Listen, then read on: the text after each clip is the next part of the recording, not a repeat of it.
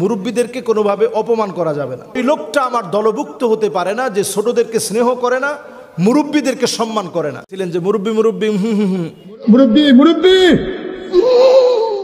এবং দেখবেন এখন উনি নতুন করে আরেকটা জায়গায় বলেছে যে এখন আর মুরব্বী বলা যাবে না, সোনামণিরা তোমরা যেও না। এখন এইটাও আবার ভাইরাল হওয়ার একটা পর্যায়ে চলে গেছে। না মুরব্বী কম যেত না, এক মুরব্বী কইয়া আমার আমি আর রাস্তা দিয়ে হাঁটতাম পারি না। এই সোনামণি বসো, জান তুই টেকে হ্যাঁ নয়। আমাদের দেশে যারা জুলুম করেছিল তারা অধিকাংশই সবাই মুরব্বী ছিল। 15 বছর 16 বছর যারা ক্ষমতায় ছিল তারা অধিকাংশই মুরব্বী থাকার কারণে সবাই এই মুরব্বী মুরব্বী শব্দটাকে এমনভাবে এনেছে। এখন সকল ক্ষেত্রেই আপনারা মুরব্বীদেরকে যদি এই শব্দগুলো দিয়ে যদি ক্রিটিসাইজ করে কথা বলেন, এটা আমাদের জন্য অসুন্দর হবে। তো মুরব্বী এটা দিয়ে কিন্তু আমরা অন্তত দেখেছি যে বিপ্লবের সময় এটা জালেমদের বিরুদ্ধে একটা প্রতিবাদী শব্দ হয়ে উঠেছে।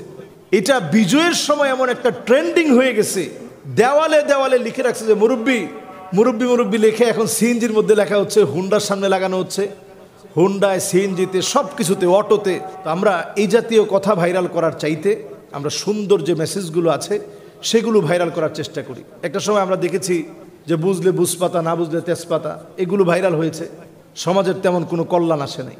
আমরা দেখেছি একটা সময় যে ঢেলে দেই বিরাট ভাইরাল হয়েছে, এগুলো সমাজের তেমন কোনো কল্যাণ আসেনি। মুরব্বী মুরব্বী বলে যে ট্রেন্ডিংটা শুরু হয়েছে, আমরা দেখেছি যে আমেরিকাতে পর্যন্ত ইংলিশ ভাষাভাষী মানুষ তারা পর্যন্ত এখন ছোট ছোট বাচ্চারা মুরব্বী মুরব্বী বলে তারা ভিডিও করছে।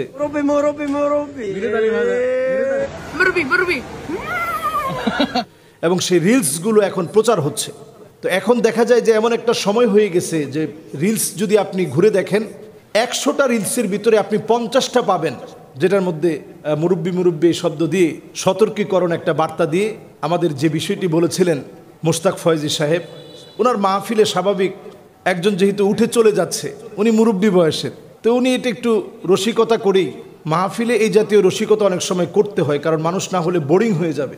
লম্বা একটা সময় কথা শুনছে, 1 ঘন্টা 1.5 ঘন্টা 2 ঘন্টা যদি লেকচার শুনে, মাঝখানে একজন উঠে চলে যাচ্ছে, তো স্বভাবপ্রসূতভাবেই স্বভাবস্বরূপভাবে উনি একটু মিষ্টিভাষী মানুষ এবং স্বাভাবিকভাবেই উনি অনেক সুন্দর সুন্দর উদাহরণ দিয়ে মাহফিল করে থাকেন এবং আমাদের অত্যন্ত কাছের মানুষ। তো উনি যেহেতু উঠে চলে যাচ্ছেন একজন মুরব্বী, তিনি ডেকে বলতেছিলেন যে মুরব্বী মুরব্বী উনি এই কথাটা বলছেন খুব স্বাভাবিকভাবেই যে আপনি অন্য হুজুর পান নাই, আমার মাহফিল থেকে আপনি যেতে পারবেন না। তো উনি ওই মুরব্বীকে ডাকছেন। আসলে আমরা অনেক সময় আনন্দ যোগানোর জন্য অনেক শব্দই আমরা বলে থাকি এবং সহজেই আমরা অনেক বাক্যালাপে আমরা অনেক আনন্দ পাই এবং উদ্দেশ্য যাই হোক আমরা সেটা চিন্তা করি না। তো এটা আমরা যদি এইভাবে করি যে সমস্যার দিকটা সেটা হচ্ছে মুরব্বীদেরকে কোনোভাবে অপমান করা যাবে না।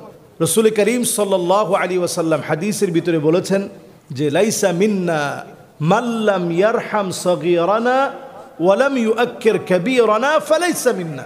ওই লোকটা আমার দলভুক্ত হতে পারে না যে ছোটদেরকে স্নেহ করে না, মুরব্বীদেরকে সম্মান করে না। আমাদের দেশে যারা জুলুম করেছিল তারা অধিকাংশই সবাই মুরব্বী ছিল। 15 বছর 16 বছর যারা ক্ষমতায় ছিল তারা অধিকাংশই মুরব্বী থাকার কারণে সবাই এই মুরব্বী মুরব্বী শব্দটাকে এমনভাবে এনেছে। এখন সকল ক্ষেত্রেই আপনারা মুরব্বীদেরকে যদি এই শব্দগুলো দিয়ে যদি ক্রিটিসাইজ করে কথা বলেন, এটা আমাদের জন্য অসুন্দর হবে।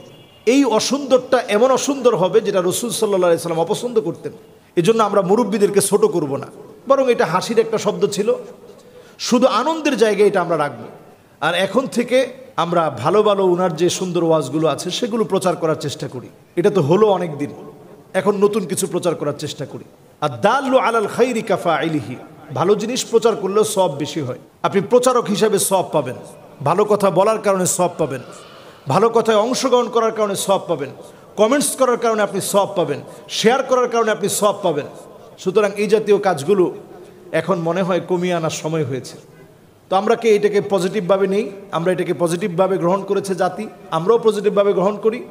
এখন থেকে অন্তত এটা থামিয়ে দিই, এটাকে আর সামনে না দিয়ে নতুন যে সুন্দর মেসেজগুলো আছে জাতি গঠনের জন্য, যে মেসেজগুলো এখন খুব বেশি প্রয়োজন, এই মেসেজগুলো আমরা বেশি দেওয়ার চেষ্টা করি।